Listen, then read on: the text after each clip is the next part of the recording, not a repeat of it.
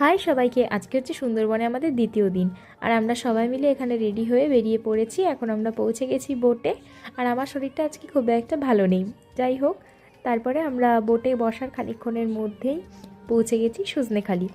আর সজনেখালিতে আমরা পৌঁছানোর পরে এই বাঁদরগুলোকে দেখলাম।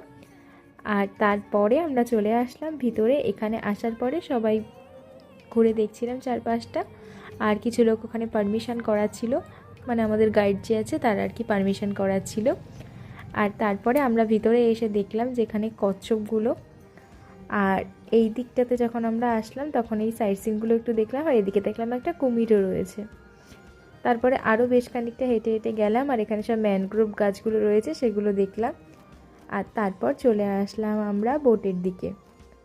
আর বোটের থেকে আমরা যাওয়ার সময় দেখলাম এই পুচকে একটা মা বাঁদর তার বাচ্চাটাকে কি সুন্দর করে রেখে দিয়েছে। আর এখানে দেখো আরেকটা পুচকে বাঁদর, যেটাকে দেখি তো মনে হচ্ছিলো একটু আদর করি। আর তারপর আমরা পৌঁছে গেলাম সুদণ্ডখালি। এখানে দেখলাম একটা বনবিবির মন্দির রয়েছে। আর তারপরে এখানে সমস্ত রকমের গাছগুলো রয়েছে, সেই গাছগুলোকে আমরা ঘুরে ঘুরে দেখছিলাম।